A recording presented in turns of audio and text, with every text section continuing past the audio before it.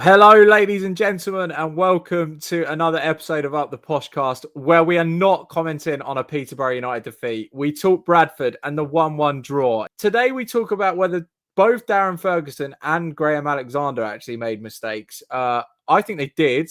So it'll be interesting to hear your thoughts on that. Charlie and Ash have a big debate about David Okagbue, and Charlie's pretty harsh. Ash is less so. We talk about Kioso joining, which I am absolutely buzzing about, and so is Max. We also talk about the transfer window in general, and Charlie is a little bit concerned by something that Darren Ferguson has said after the match today. So stick around for that. The episode is sponsored by Smith's Hyundai, and I was joined by Max, Ash, and Charlie. So sit back, relax, and enjoy this episode of Up the Poshcast. In Peterborough, match day starts long before kick-off. And whether you're heading to the pub, the ground, or just tuning into the podcast, Hyundai gets you there in comfort, style, and with room for your mates. Visit Smith's Hyundai, your local Hyundai experts and proud supporters of Up the Poshcast.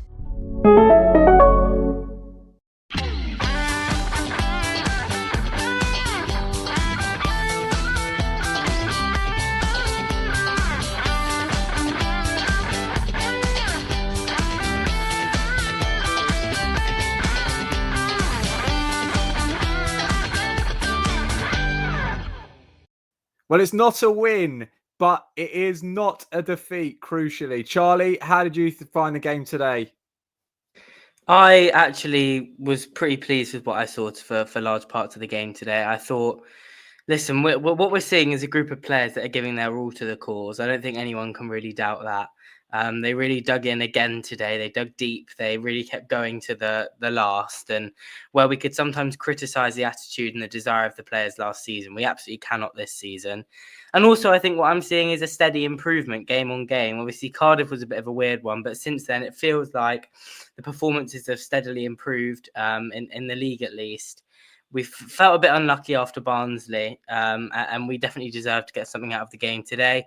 And I can slowly see it coming together. I think we do need a couple more signings, but today's game showed me that actually, when we get all of our players fit, we will be a pretty decent team and we'll be competitive and in all the right ways. So I took a lot of positives from the game today, actually, where I was really downtrodden after Tuesday night. I don't have that same feeling today.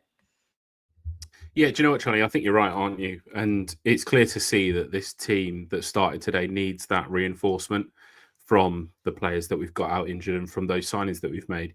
Garbutt came on and sort of changed the game, I thought. And then alongside Frith and Hayes, they did what they needed to do. It wasn't a disappointing way to end the game, I don't think. I think that the draw probably was the fair result. You can't, unfortunately, give teams like Bradford the chance to score the goals that they do, whether that's through a sloppy mistake and a poor touch and turn. You know, what can we do about that? That's the way that it's sort of falling for Posh at the moment. But that's now 2 games. I know this seems like nothing. That's 2 games where we've only conceded the 1 goal. We were on 2s before that. Hopefully next weekend we can make it a 0 and then actually score more than 1 goal as well. Yeah, I think it was a bit better, but I think it shows how the standards have slipped a little bit, that we're all sort of raving. We're not raving, that would be unfair on YouTube, but talking quite positively about that performance. It was still a home match where we managed fewer than 1 XG. Still a home match where we only had 3 shots on target. Still a home match where for most parts of the game, I felt like we really struggled to show any sign of attacking patterns of play. And that has been the story of the season. Whether that comes down to quality or tactics, I don't know. I agree with you guys that the effort levels are there. And I thought for 35 minutes of the first half, we were good. I then thought we struggled in the second half quite badly until the subs came on. And towards the end, we were pushing for an equaliser. I still think it's worth noting that Bradford changed their team quite heavily and had some of their best players out. So we struggled to create chances against a team that have only just come into this division at home. And although they've started well, didn't have some of their key players playing. So I still think there's a long, long way to go for us before we can start talking too positively. And there's still a lot of attacking quality that I think we're really lacking, to be honest. As much as we can talk effort levels and praise them for that, there is still a worrying lack of quality on the pitch, and nothing's going to change that. That was quite a dull game today, I felt. I didn't think it was great. And although we are making steps in the right direction, I do agree with you. I still think we have a long, long way to go before I'm going to be saying, yeah, that was a really positive performance. I think we'll be fine in the next 5 games if we keep playing like that, because I don't see it. I think we're still quite a way off where I want us to be and the level we're going to need to be at to consistently pick up the points just to get us out of the relegation zone at this point. Yeah, look, I'm in the same boat. I think a very worrying thing for me is our attacking fluidity. And I genuinely didn't feel like when we went 1-0 down, I genuinely didn't feel we would score a goal. I didn't. I didn't feel like the attacking patterns were there, and they haven't been there all season. But the subs came on and made such a good impact today. And they both Hayes and Frith especially looked phenomenal. I really think they look really good. And that's something to me that is important, that really we don't know who our starting 2 wingers are. They're all competing for a spot, and they've come on. They've really given Fergie a headache going into Exeter, because I think both of them played really well, and it was a very good performance from both. And really, they've come on and saved the game for us, because I actually would have felt quite disappointed if we'd walked away and lost. I felt quite disappointed after Barnsley walking away and losing, but actually after looking at the stats and sort of thinking about it again, a losing probably was harsh but a fair result. I didn't feel like losing today was a fair result. I don't think either side's had a lot of quality, and that's all we're missing, isn't it? Just a bit of quality in that penalty area, and a bit of quality in the build-up. And I think that's going to come when our signings become fit. And we looked a lot better when we had Garbett, Frith, Hayes.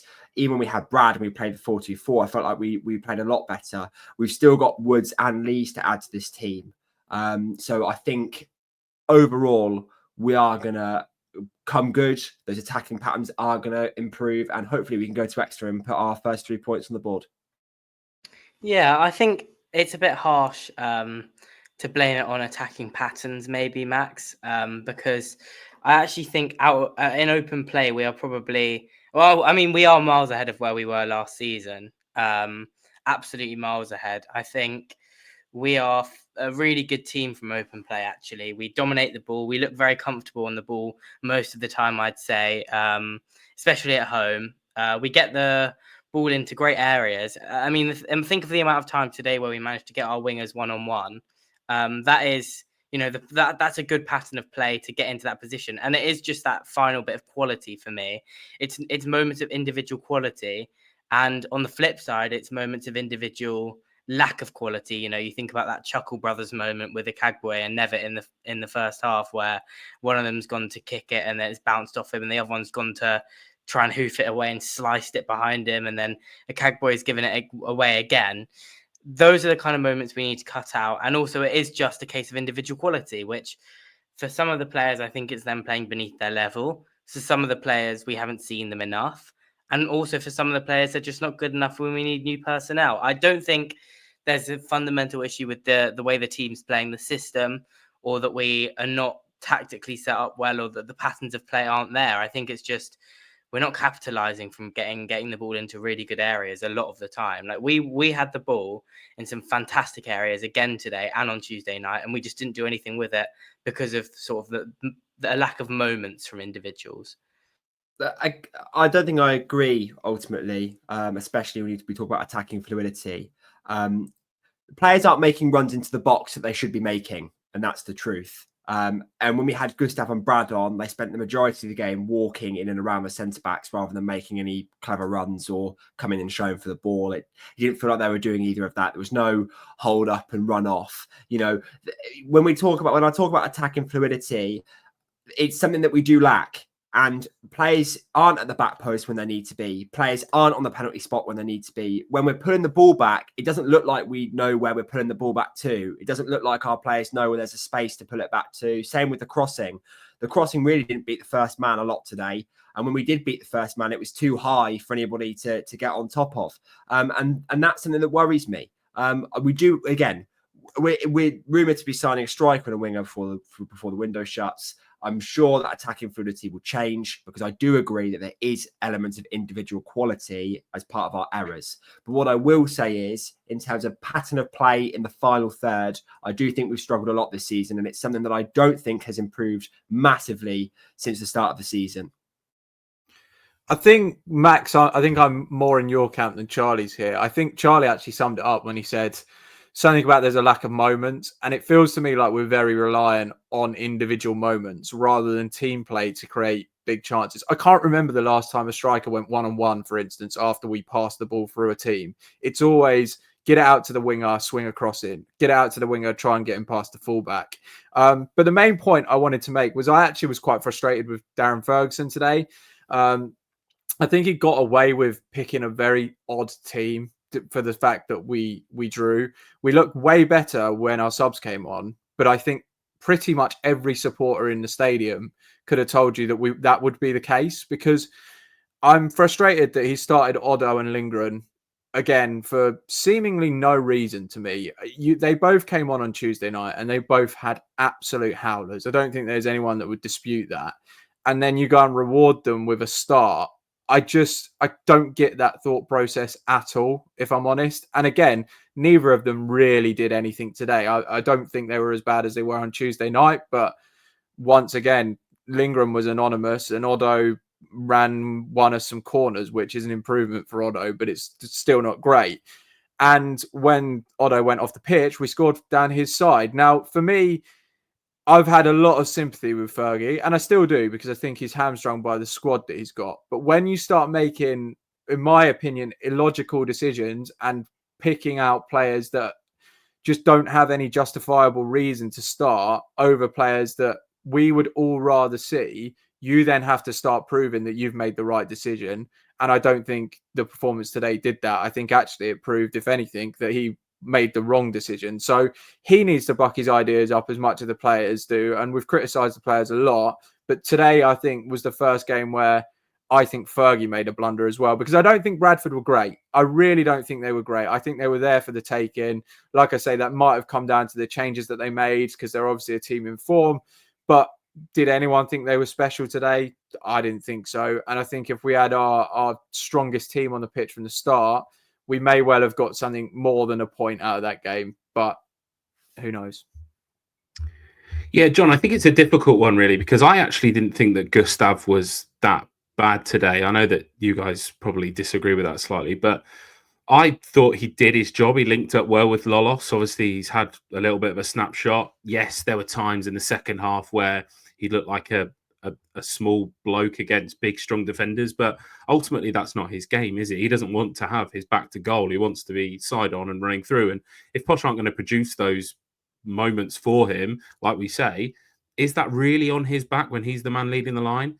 You say that was a surprise to see Gustav in over Brad, but what has Brad done over the previous 4 games to justify staying in the team? Ultimately, he hasn't done a lot other than score a penalty.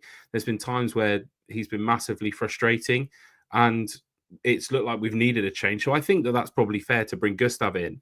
Odoh, on the other hand, it's a difficult one. I actually thought that when he did run at players, he looked quite good today.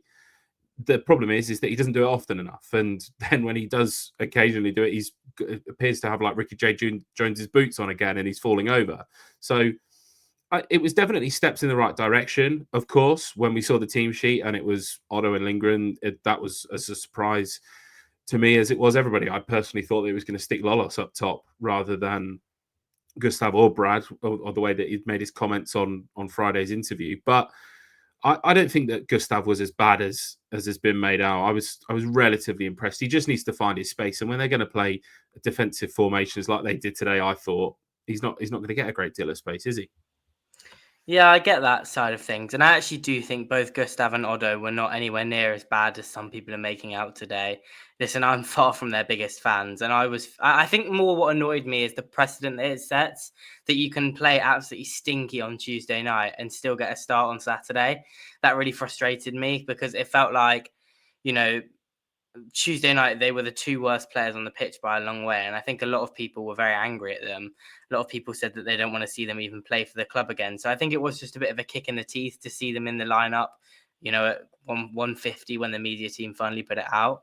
I think the other thing is that the fact that we don't have the option of like a good player waiting in the wings is something that we're not really used to even now. Even after last season, it felt like, if Ricky wasn't playing well, there are a couple of options. Now it just feels like there is very little that Fergie can do, because Odoh should, in theory, be starting every week for us this season because of the place that he's in his Peterborough United career. He's a second season big signing, but he's just not in that place. Lisbie, is good, but not quite there yet. Frith didn't really look fit to start. Obviously, Garbett was nowhere near fit to start. Didn't really look very fit to play when he came on. It was very obvious that he hasn't played, competitive football in a while, to me. Very obvious. He looked a cut above quality-wise, but he was just not quite there fitness-wise. But yeah, it is frustrating going to games. And I think I said before kickoff, I just hope we get to 60 minutes 0-0 here, and then I think we'll win. But it just felt like we were waiting for those subs before anything was going to happen in that game. I had no faith in that starting team to go out there and do anything. I'm not sure that I actually saw the fitness issues that you did. Certainly with Frith, I thought he looked really lively when he came on, Charlie. I didn't really necessarily think that he didn't look fit to start. I thought he would pretty much demanded the ball from the instant he came on. And I actually really liked his bit of play for the goal. I thought there were sparks before that where he looked good as well. But the step over the ball and then the ability to beat a man is really key. But the best bit about it, I think, is he didn't take the easy option. And this, for me, sums up the difference between Odoh and Frith already. And it might be too early to say this, but I've watched a lot of games of Odoh. And I believe if that ball was played into him, I think he just takes it to feet. I don't think he tries the step, which obviously created the space. I don't think he tries something that risky. I then love the fact that he could have taken a corner, right, and taken the easy route out. But actually, he wanted to keep the ball in play. He saw the opportunity to keep it in play, flicked it to Hayes, and it's a nice finish in the end. I think on both those opportunities, and I've seen Odoh, he's very risk averse. I've seen him so many times. I think Odoh would have just taken the corner and passed the responsibility of putting the ball in the box to somebody else. But Frith didn't. And I don't think that's a coincidence that he came on and we scored that goal, because we are talking moments and we've already mentioned moments, but Frith does look like a player that will carry that responsibility and try and produce a moment for you. And I was really encouraged by his performance, actually.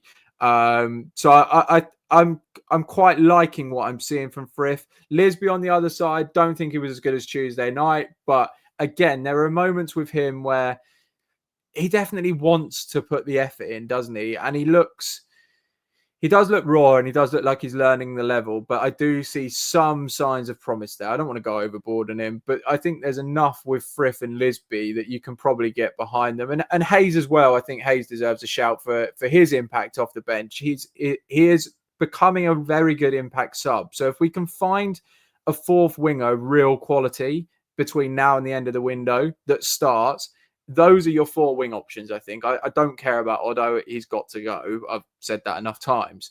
But I think because those four as your wingers, I think there's decent enough options. I'm really looking forward to Frith getting... I mean, you said he's not fit. I didn't really see that, but I want to get him back match fit. I want to get him starting games again. And I really hope he does at Exeter next weekend. Yeah, I think that's the important thing here, isn't it? And actually, one thing that I would say about Lisbie and Frith is that it was a weird selection from Fergie, because we sort of had our two left wingers on the pitch at the same time, and then he made a change and we had our two right wingers on the pitch at the same time.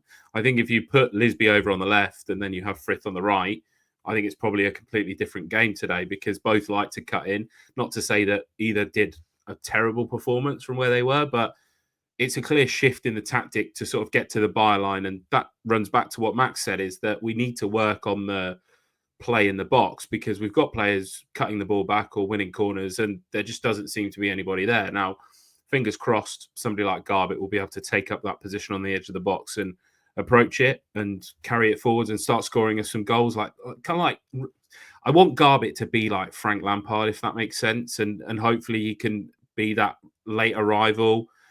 Maybe he's not going to score 200 goals or whatever it is, 250 goals, but I agree with John in saying that, yes, they don't quite look match fit, but it's important now. We've got a week off, haven't we? So fingers crossed they can get them running around and get them up to sharpness, because it's important that these players that we've signed, Frith, Garbett, they start next week for me. Yeah, I think if they're fit to start, I would start all of them. I think the fitness issues with Frith was obviously, I think he looked sharp when he came on. It's just, I think if he'd been fully fit to start, he probably would have started. With Garbett, I think the fitness issues were quite obvious. I don't think he was up to match speed necessarily, but what you can say with Garbett is he does look like a good player. Like, you can tell there's enough in there. Obviously, he scored for the 21s in the half that he played in the week. He looks like he is going to be really good for us. Looks physically big and powerful. Looks like he'll be able to run with the ball, but looks like he's got the vision and sort of the sharpness to create opportunities for teammates as well. And also it was nice to see whenever the ball went wide, he picked up that really nice area that a midfielder can occupy on the edge of the box, where if the ball came in, he wouldn't be stood there waiting for it like we often see Don O'Brien Brady do, which is the ball comes to his feet, he then takes a touch and opens up his body. It looked like Garbett was waiting for the ball to come in so that he could arrive onto it and hit it first time. And that's what I like to see. That's very proactive and very mature from him. I would love to see him start Exeter. I'd love to see Frith start Exeter too. I think his impact was massive. And to be fair, I think with Frith and with Garbett, we've got some quality. Those are players with a higher caliber than the ones that we've had to play with. I think we were really unlucky with Frith's injury. But if he can carry on performing like that, I'd love to see him on the right-hand side being able to cut in. I know he didn't do it great against Cardiff, but he still won us a penalty at the end of the day. I'd like to see him back on that right-hand side, back on his natural side. And then if we are going to sign a winger this week, I'd love that winger to be a left-sided player to play alongside Frith, because I think he's probably, out of all of the attacking signings we've made this summer, Frith is the one that I'm most excited about right now. I agree with Garbett and Frith about match fitness and also their play. Another central midfielder that I really wanted to talk about was Khela.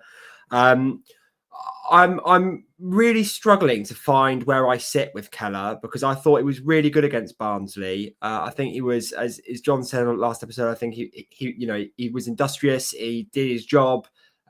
He was good going forward. He's hit the bar, and he looked busy, which is something that I quite liked. And today it was so hot and cold. It felt, and when it was cold, it was freezing.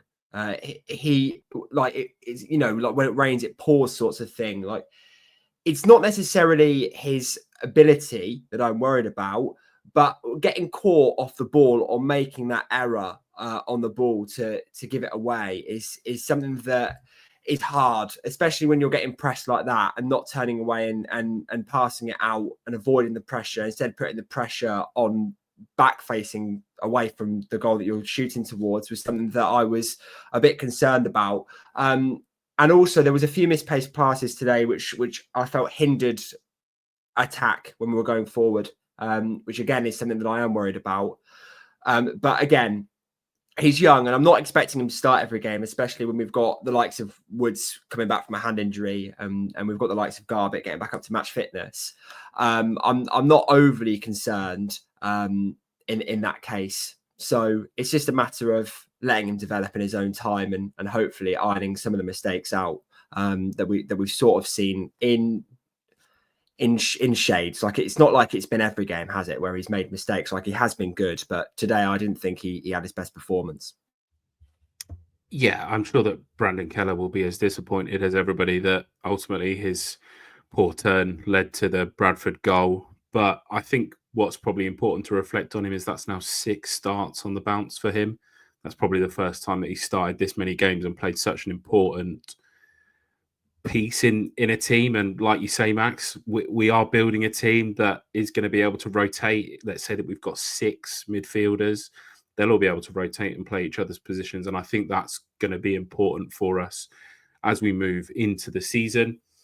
One player that really actually impressed me in the first half, maybe dropped off in the second half, was Archie Collins. He, for me, was the reason that we went in at 0-0. He really did his job well and picked up the scraps where there was some mistakes in the back line. And he's maybe not been fully committed to the cause, but today it really felt like he was willing to put his body on the line and pick up all the pieces. So no real qualms from me on Archie Collins. Yeah, me neither. I feel like I very rarely have anything to say on Archie Collins, good or bad.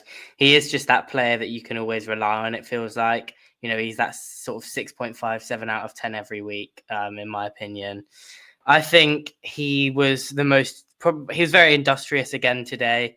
We would have been so much worse off defensively without him. I think people often get drawn into the trap of criticizing Archie Collins because they feel like he slows the play down. But actually, it's just because whenever the ball's at his feet, we're safe for a moment. So when we're under a bit of pressure, him just taking the ball and just taking it away from the game and just slowing everything down is quite good. Especially when we've got a bit of chaotic energy around him at the moment. Talking about chaotic energy, I thought Lady Lolos looked a bit fitter today.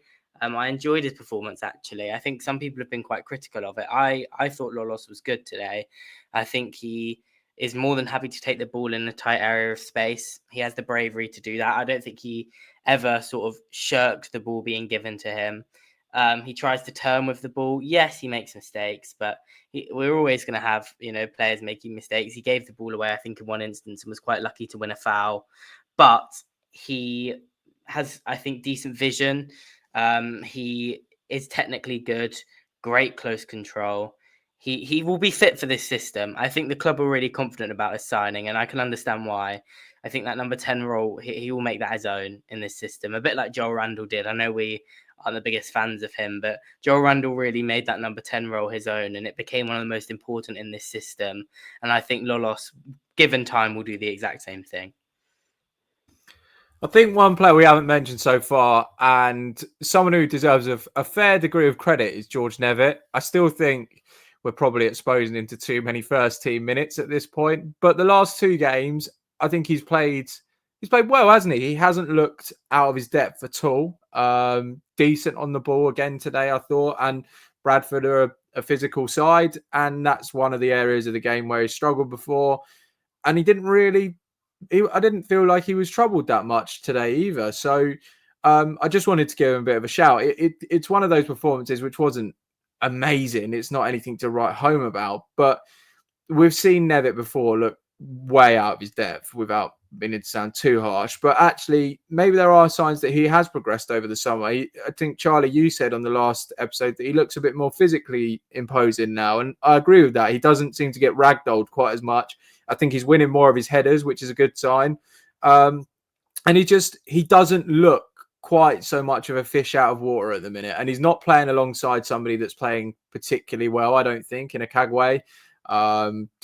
Didn't think he was great against today. And actually, Nevett, over the last two games, out of the two centre-backs, has been the one that's performed more impressively for me. So fair play to George Nevett.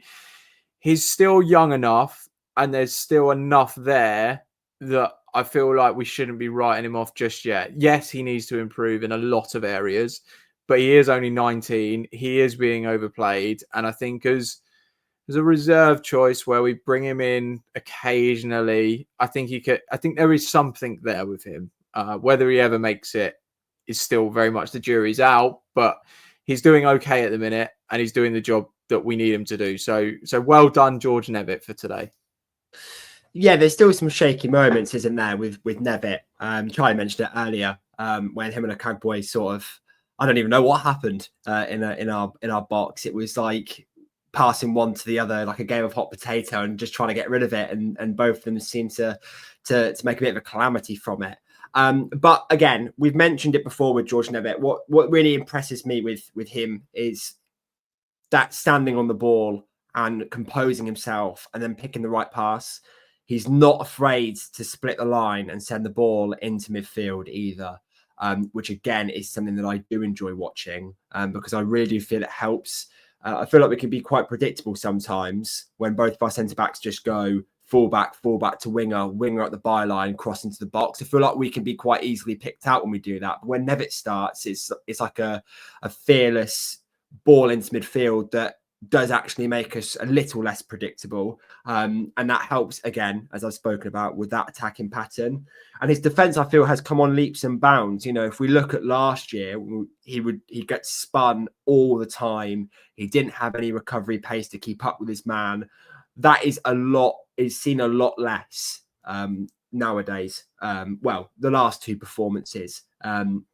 I don't really think he's been spun by anybody. And I don't feel like he's had to, the pace that was such a worry about George Nevett, I didn't feel has been much of an issue, because I feel like he's been so good on the ball and he's been fine defensively that he hasn't, that sort of weakness hasn't come up. So really good. I'm really happy that he's developing on, and hopefully, but he can establish himself in the team if that's the direction. But again, he's only 19 years old.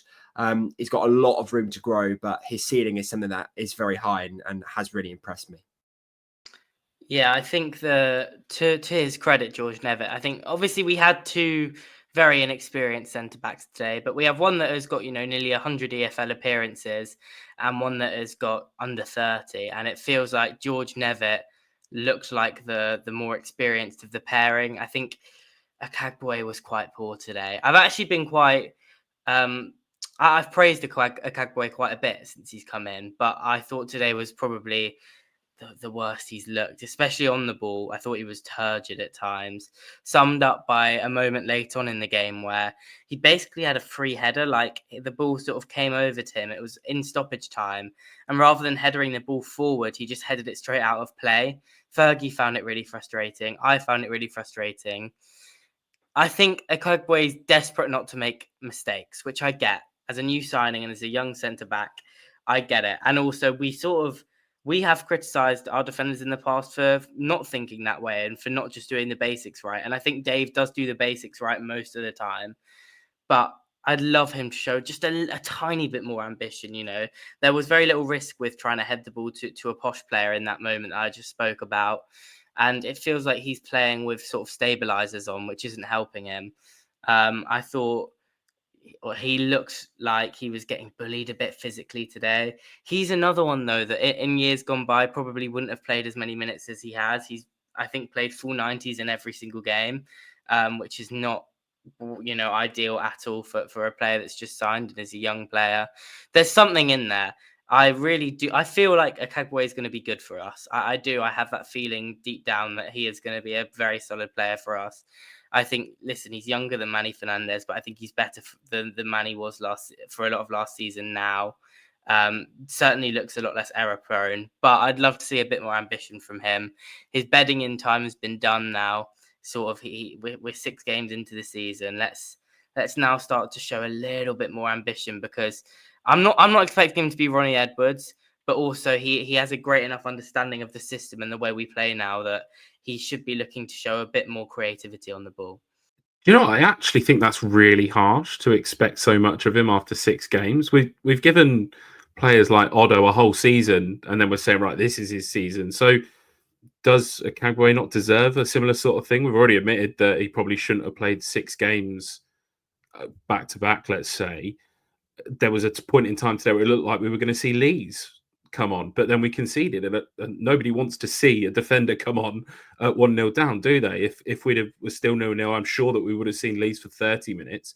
So to expect so much and expect him to know the system and know his role when he's had his centre-back partner change, he's had his right-back partner change, his right-back partner's gone over to left-back, I actually think that's quite harsh, Charlie, personally.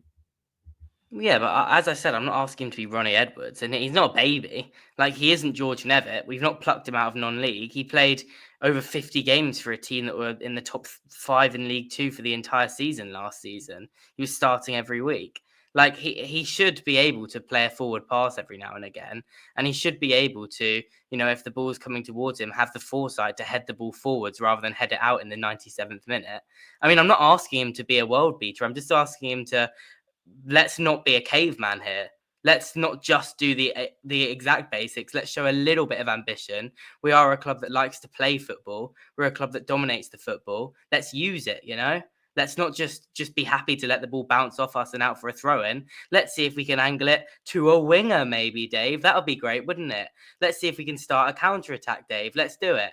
I just think I'm fed up of giving him the chance to just do the complete basics. Fair play, he's doing them right, and that's better than some of our players in the past have done. But you're at Peterborough United now. You're at a higher standard. If we want the players to get better and we want the standard to increase, then we have to set that as fans and set expectations that once every now and again, breaking a line wouldn't be bad. Yeah, I'm going to stick with the incredibly harsh line, Charlie, and just sort of remind you that he's not playing in League Two anymore, where he played his 50 games. He is in League One now, and it's a step up. We've seen it with lots of players that we've signed. I'm confident that he will make that step up in time, but he needs to be given that time. We look back to somebody like Carl Johnston. Fair enough. We all think that he probably wasn't that great. I think that now we're all in a position where we could confidently say that he's probably been our best player so far this season consistently across the 6 games. I've not seen a great deal from anybody else. He's not really put a foot wrong. And to be switched over to left back and put in a shift against some relatively good right wingers, I've been really impressed with Carl Johnston so far this season. And I was critical against Leicester and some of the other performances. I think it was Kings Lynn where we all said he looked really poor and looked like he couldn't play the level. That's a non-league level. He's miles ahead of that. And actually, he's a really important part of the team at the moment and is probably the leader on the pitch with Sam Hughes being out. That's a big thing with CJ, isn't it? And I was extremely critical after the Kings Lynn game because it just looked like he'd just jockey forever. He'd literally sort of squat and just wait for the winger to do something and then end up getting skinned. And that was something that really concerned me going into a League One season where we didn't look overly impressive. Is Carl Johnston going to be able to make that step up? And ultimately, he's done that and more. I agree. I think he has probably been our best player so far this season. I think he's been defensively solid. And I really do think that he's so integral to not only this group, but to the way I want to play, especially when you look at the way he stays back during set pieces. When the winger's running at him, he's very clever in when he makes a tackle and when he holds the man up. Today, especially, their winger was trying to knock it past him, or even when the midfielder had it and the winger started to make the run, Carl Johnston was never asleep. He'd run with him and track the man all the way through, and ended up winning the ball more times than the winger got past him. And that's something that's really good, really key for a back four as well, to make sure your fullbacks are really strong. And that's exactly what Carl Johnston did today. Was really strong, and if you continue on that level, I'm over the moon with having Carl Johnston in the side. I don't know if anyone's over the moon with having Carl Johnston inside, Max. I mean, really? Like, yeah, he's playing all right, but we've scored 2 goals this season. And I think he is playing well. Not all right. He is playing well for Carl Johnston. But there is a reason we have scored 2 goals this season. And I think part of that is because Carl Johnston is quite ill-fitting for the system, because he isn't great going forward. And that is feeding into some of our problems that we're having. Yes, Carl Johnston has been much improved on last season. Yes, his defending is good. But for Fergie's system, he is not the right player. And we talk about Okagbue, and I'm kind of with you, Charlie, that he does need to progress it more. But I have questions over whether he is the right fit for the system, because I think he's done a decent job this season. I don't think he's been poor at all. But Fergie wants his centre-backs to play out, right? Can Okagbue do that? We've not seen that much evidence. Fergie wants his fullbacks to maraud forward, bomb on, get crosses in. We've watched it from Mark Little to Tommy Rowe to Peter Kioso, who we'll go on to later. That is how Ferguson teams play. They always have done. Carl Johnston can't do that role. So I do have questions among the recruitment of them. And as good as Carl Johnston was today, and I do think he deserves credit because his defending is fine, I also think one of the problems we're having with scoring can be attributed to the fact that both Carl Johnston and even Dornelli today weren't great going forward. And really, none of our fullbacks have been great going forward this season, when in past seasons, they've been a major part of our attacking play. I agree. I agree that Cole Johnson's not the most phenomenal player going forward. I felt today there was moments where he looked far improved going forward than he has done all season. There was a moment in the penalty box where he carried the ball up, he played the ball into midfield, and then he continued that run and ended up having an opportunity to give it to one of the strikers. I think it was Brad at the time, or at least play a clever ball into the penalty box that ultimately just got intercepted and cleared away. But it's still in an improvement on that. Yes, I agree that fullbacks in Fergie's system do like to bomb on, but equally, I think we'd be even more defensively susceptible to counter-attacks or even a diagonal ball into a winger with fullbacks bombing on with the centre-backs. You know, let's look at the Oxford team, for example. We had Ronnie Edwards and Josh Knight to defend that, and Collins or Kipriana, whichever of the two wanted to sit in between those two, really forming a back three. Nevett and Okagbue, for example, are not anywhere near the level of those two players. So we had an opportunity for fullbacks to bomb on. I don't think defensively we would be capable to do that with our fullbacks playing higher than usual, and we might score more goals doing it, but I think we concede far more.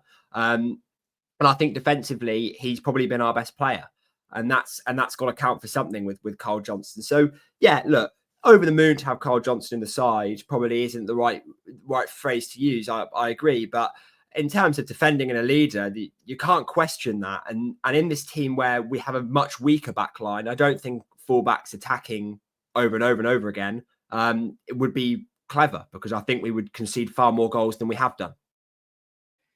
Yeah, I think that's fair points from all. I do agree with John that I don't think Cole Johnston is the best fullback for a Fergie system. And I think, we'll talk about the signing we made on Friday night, but I think there's a reason we made that signing. And that's because of the profile of player that is currently in that role. One player that I will say, though, does fit Fergie's system quite well, and I'm pleasantly surprised by this player, is Vicente Reyes. I think he's been a real positive for me over the last couple of weeks. I didn't love his debut at Accrington. I thought he looked nervy. But since then, I've been really impressed with him. He looks great on the ball, like really assured, both short and long stuff. He's happy to be pressed. He looks so much more composed. He looks like a good decision maker. There's been a couple of times where he's been given the ball in a compromising area and he's just hit it long, which is something that we begged BCAFC to do for years. And he looks like a decent enough shot stopper. He doesn't look like he's going to make any Gordon Banks-esque World Cup winning saves, but he looks like if the ball's given to him, he will make his best effort to save it. He holds on to stuff decently well. And on the ball, yeah, he's been a real positive. He looks very, very assured, and I'm really pleased. Alex Bass obviously will take the number one shirt when he's fit. There's no doubt in my mind that will be the case. And Reyes will go back to Norwich in January. But considering what we were told by Cambridge fans, I think, I'm very, very pleasantly surprised. I think Reyes' form, and I agree with everything you just said, Charlie, is a really damning indictment on BCAFC, because Cambridge fans said Reyes was the worst goalkeeper they have ever seen. I believe was one of my friends who's a season ticket holder at Cambridge told me that. He looks comfortably better than BCAFC. So how bad? What were the levels that BCAFC were serving us up? Because I agree with you, Charlie. I think Reyes has been pretty good, aside Accrington aside. And in ball at feet, he is very, very composed. There are still moments with his shot stopping that he's got away with one on Barnsley where it was like that free kick that hit the post and ballooned up out of his hands. But in general, he's been pretty encouraging. And as a backup number two, he might be one of our better backup number twos that we've had in a long time, actually, because normally we have somebody very inexperienced or just not qualified at all to play. But Reyes, I feel like once Bass comes in, if Bass gets injured again, which touch wood he won't, I actually have a degree of confidence that Reyes isn't that big a drop off in standard from our number one, which is a nice change compared to usual. Yeah, I don't think that we'll be sending Reyes back in January. I think that we'll keep him for the season. I think that we'll extend it, provided that, of course, we can get rid of Blackmore and Bilo out of the club, because I don't think it's really fair on Bastian Smith to expect that from him. Obviously, he's sitting there on the bench now because Fergie doesn't want either of the two in the squad, Blackmore and Bilo. So do you want? We saw it with Finn Tally, but Finn Tally had sort of Premier League experience, didn't he? With Brighton, I think it was at the time. I think the only person really left to talk about is probably Brad. Now, he obviously had that cameo sort of 10, 15 minutes at the end. Didn't really do a great deal. And I think that is my main gripe. I've obviously put a tweet out tonight before we recorded and said that he's doing all this like fan geeing up nonsense. He just needs to focus on what's happening on the grass and focus what's happening on the pitch. Like, there was no point today for me where I thought the crowd were really on the players' backs and weren't behind the team. He is doing things that don't really need to do. And like normally when you see it and you watch like Premier League teams do it, and you see it obviously more on the TV, it gets a reaction from the crowd. Newcastle are really good at it when they put in one of those massive tackles. They've done something. Brad is not doing anything at the moment to justify hyping up the crowd. He really needs to focus on doing his job and putting the ball at the back of the net, because he could have won the game for Posh today, I think, if he'd have taken a better touch in the box. And then he would have had the chance to celebrate with all the fans. But if he's not going to focus on that, then, you know, I would rather Gustav in the team over Brad, because I think that Gustav offers a little bit more for us at the moment. Before we finish on the game itself, we like to talk a little bit about the opposition side. And my impression of Bradford today was, I thought they were pretty poor for the first 35 minutes, and then they dominated the game until about 65 minutes, where their pressing looked really good. They looked well drilled.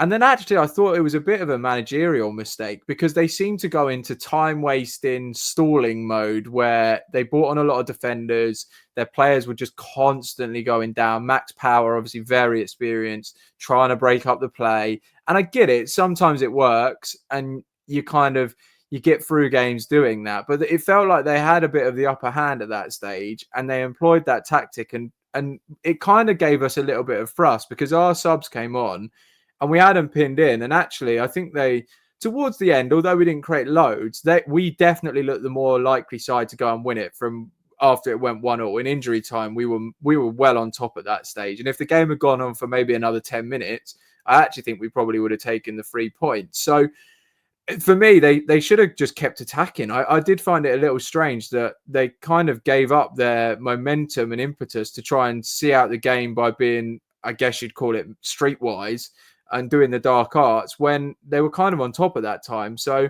I can see why they're up there. I can see why they pick up points. They remind me a little bit of a poorer Wrexham in that sense, that they're not particularly pretty on the eye, but they're very well drilled. They know what they're doing. They press you hard in your own third, and that kind of caused the mistake from Khela. It was a really good team press that.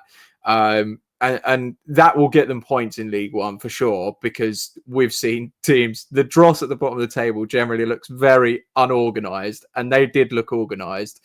But today I did think maybe their manager will look at it and think maybe we should have just kept attacking and tried to get a second, rather than it felt like trying to sit back and scrape a 1-0. Yeah, John, I think you're right, actually. And I just wanted to probably say thank you to Graham Alexander for not starting Humphreys and Sarcevic today, because Humphreys came on and pretty much won every single header that he had, and Sarcevic just looked busy. So whether that was a tactical change to press slightly differently, I think it actually really benefited Posh and helped Posh in the first 70 minutes not feel under so much pressure. Obviously, Humphreys came on and, like I said, won pretty much every single header and looked a threat. He didn't quite have the final product with his shot, but overall, I wasn't actually that impressed by Bradford. Now, I don't know whether that sort of just says that they're on the, like the crest of, they've been promoted and now they're going to level off and they'll still win games. Obviously, they're not going to finish bottom. I've seen enough from Bradford today that they're not going to get relegated. But I think that over the next sort of month or two that we'll start to see them becoming what I would say is an average League One team. And I wouldn't be surprised to see Posh come the end of the season in and around the same positions as Bradford. Yeah, I think it is important to note, obviously, we were quite pleased, a lot of us, with elements of the performance today, but it was against quite a second string Bradford team in terms of, their first choice front three, all three of them were benched. Usually it's Poynton, Humphreys and Sarcevic, and not a single one of those started. And the fact that managers feel comfortable doing that at London Road does unsettle me a bit. I did think it was weird tactics from Bradford. I wouldn't have sat back as much as they did. But then again, it worked for a lot of the game. And to be fair, after we scored, they managed to take the sting out of that last sort of 10 minutes of injury time really well. I think, yeah, they're experienced. I called them the anti-Posh on Countdown to Kickoff because it just felt like they were everything we weren't. But I don't think they were as... I was expecting them to absolutely bully us, and I don't think we were bullied today by any stretch of the imagination. I think we were outfoxed at times, and I think we were the masters of our own downfall at times. And I think Bradford knew that if they just sort of waited and did the basics right, eventually we'd make a mistake. But yeah, I thought they weren't, they didn't set the world alight. And if that is the standard, then I back us to be in and around the same place as them, as well as you, Ash. I back us to be around them by the end of this season. Bold shouts. Well, one man who is going to help us get up the table, I am almost entirely convinced, is Peter Kioso. I am so excited that he's coming back. But Max said that he doesn't want any attacking fullbacks in this team. So I'm assuming you're really disappointed with the news. No, I'm not. I'm not disappointed with the news, of course. I was absolutely heartbroken when we didn't get him back in January. And the season went on that January. The season went on, and I felt like if we'd signed him back, we probably would have gone on and gone up. It was for me, he was so integral to how that team played. And then last season, and then obviously signing him back this summer is such a good signing for us. I think, as I said a few episodes ago, we've been really struggling for fullback with Rio Adebisi being injured, that we're having to play Mills or Dornelli. And obviously we've now switched to have Johnston playing as our left back. But ultimately, in an ideal scenario, we'd have two fit fullbacks so that we wouldn't have to put so much pressure on the younger fullbacks. This, having an experienced person who's been around Posh, who's succeeded in a Darren Ferguson system, and is now going to be able to play for us and hopefully get to the heights of what he was, despite the team being definitely a lot worse. I think is so good. And his ability to get up the pitch, help in an attacking sense, but also have an element of defending is something key. Oxford fans said that he has struggled to defend in the Championship. That's not something I'm worried about at the level below. Again, feels like it's a familiar face. We've seen this story before. And hopefully, if we can get a system where, again, we can go back to having that back three and having the fullbacks bomb on, we'll be hopefully a lot better in attacking fluidity and scoring goals. But will we lose a defensive element with Kioso? I don't know. That's something we're going to have to wait and see on. But it's not going to dampen my excitement or my mood, because I am so happy that we've got this deal done. And it is a real mood swinger in terms of getting over the line and getting to the end of the transfer window.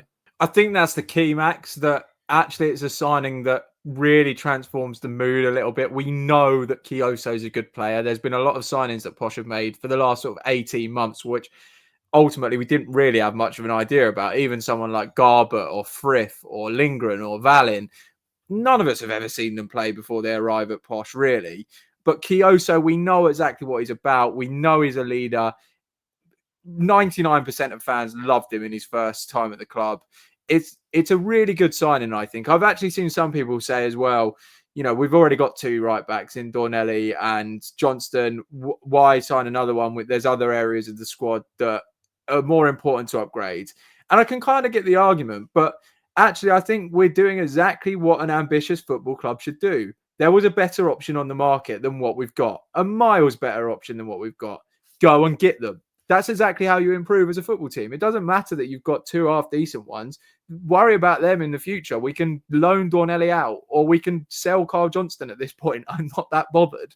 We've got a really good player now. And when you look at that defence, and Max, you might be worried about going forward. Well, our starting defence, when it's fully fit, will be Hughes and Lees, who are really good League One defenders, really. They're pretty robust. I think they'll cope with an attacking fullback next to them. And we have lacked so much going forward. Kioso will offer so much in that area. We'll have somebody bombing on. I'm really excited to watch him play with Frith, Lisbie, Hayes, whoever's down that side. I'm excited to watch his link up. This is the most excited I've been about a Peterborough transfer in a long time. Actually, I can't even remember the last time I got this excited about a transfer, because I know we're getting a good player. I loved Kioso the first time. We would have won the league if we signed him last time. This time, I think is the signing that, remember, I predicted us to finish 21st. I do not think we'll be relegated now. And I think a lot of that is owed to Peter Kioso. I do qualify this. We do need a striker. But it increased my optimism levels considerably. Yeah, I think that's the important thing, isn't it, with this signing, is that it's late on a Friday night. We've had a terrible run of games and there's just no energy within the club, isn't there? And DMAC does what DMAC does and pulls a rabbit out of the hat, and all of a sudden everybody's buzzing and the mood changes immediately, doesn't it, with somebody like Peter Kioso? Obviously, there was maybe one rumour of Josh Knight coming back, and that didn't happen. And when that Portsmouth announcement came through, that probably knocked a few people back because they had the idea that we were going to sign Josh Knight. But bringing Kioso back, we've discussed it. I don't think he's the best defender, but we're trending in the right direction, and maybe there's a chance that we switch to a back three with the wing backs, and we can use Mills, we can use Kioso, and we can really start to attack people, because that's what it doesn't feel like we've had. My main concern is what this means for somebody like James Dornelli. Now, he doesn't really feel like he's been given a fair crack at the whip. Yes, he was disappointing today. Looked like he couldn't get the ball out from his feet at the right time. But this is somebody last summer, I think it was, that we signed him onto a 3 or 4 year deal. I don't see, he's not going to play now, is he? There's no reason why he plays in front of Kioso, whether that's in a back four or a back five.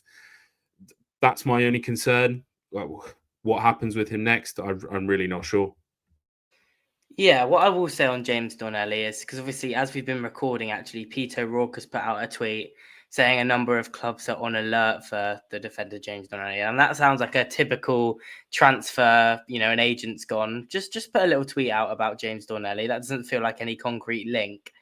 But what I would say is, while it may not be great for his development in the short term because he's not going to play as much, I would much rather James Dornelli learn at the school of Peter Kioso than the school of Carl Johnston. I would much rather him, use Peter Kioso as his sort of style guide and his mentor than Carl Johnston.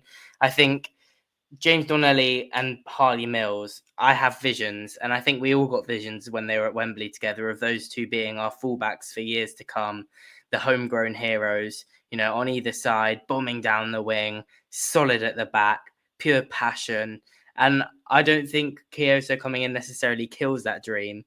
That said, and this, take from this what you will, we supposedly turned down an offer from a Premier League club for James Dornelli for their under-21s, which was, I believe, reported to be around £600,000. If we receive a bid like that again, and we need money to fund our transfer ambitions, I would be more than happy to sacrifice James Dornelli for that. More than happy. I'd do it in a heartbeat, because another thing that's come out this evening has concerned me quite a lot, because I feel like Darren Ferguson may have hit his head or something, because Ben Jones put a tweet out after the game saying Darren Ferguson says that he would be okay if the club finished their transfer business now. Really? That is really concerning to me. Really concerning. If we need to sell James Dornelli, and if that is basically him giving up on the chance of new signings coming in, obviously he says we're still trying and a bid for a striker has been turned down. So it's not all doom and gloom, but I just really hope that we do need at least two players. We have to get two attacking players in. We have to get a wide player and we have to get a striker. Because if we don't, all this optimism that was, brought in by the PK deal will just be drained out of me. Those positions are essential, and they have been for weeks, literally weeks. We've been saying we needed another winger since the opening day of the season. We've been saying we needed a striker since Bradley Honvian was transfer listed in May. These are things that have to happen. And if they don't, and if Darren Ferguson's really happy with his squad, then I again find myself questioning his judgment, because he's either lying and trying to make the best of a bad situation, or he's just not a good judge of the quality we have in the building, because this simply cannot be the squad that we're in the transfer window with. It just can't. We will go down. To say that we're happy with the squad and we're not signing anybody more, and well, he's happy if we don't sign another person, to me is extremely scary, because I think it is blatantly obvious that we need a striker to push either Brad or Gustav, whoever wants to be the second string striker, because I think it's probably harsh to say I don't think they're going to have, well, not for Gustav, but for Brad, I think it's probably harsh to say that he's going to have a poor season. But I think somebody's got to come in the building and push him, because I don't think he feels that push. And we have to get a wide player, because, again, I feel like we don't know who our strongest winger is. So to get a winger that we know is strong, and someone that we've been linked with before with someone like Ethan Archer, if we were good to go and get someone like him and bring him into the building, it will be a huge positive, because we'll have two good wingers in Frith and Archer, for example, or another winger that has some quality in the Football League. If we are happy with the squad now, then it's a damning indictment of where we think we're going to finish, because we've scored one open play goal. We've scored one penalty that really probably was a bit dubious. I don't think it really was a penalty. So to now say that we don't need anybody else is what is a worry to me. And ultimately, that is something that's going to scare me if we don't go and we don't sign two more players, at minimum, because that's what I feel we need to regain a sense of attacking quality. I think you might be forgetting some of the context of these Fergie comments.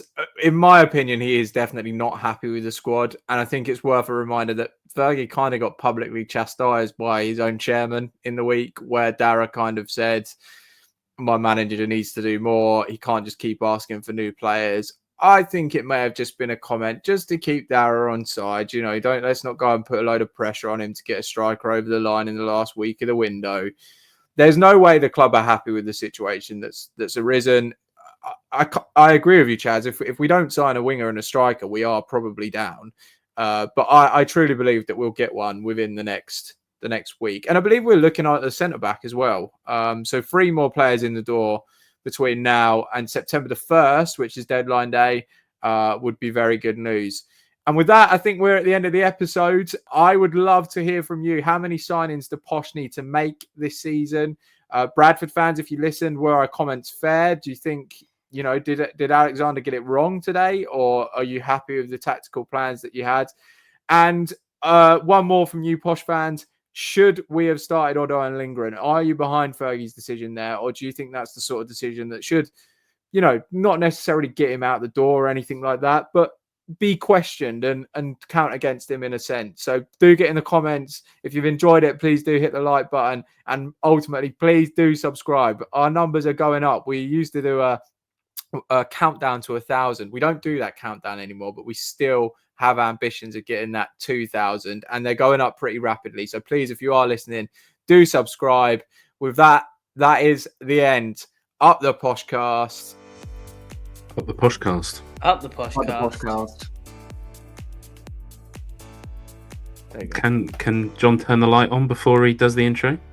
Yeah, that's what I'm just doing. I was like, this is getting so dark.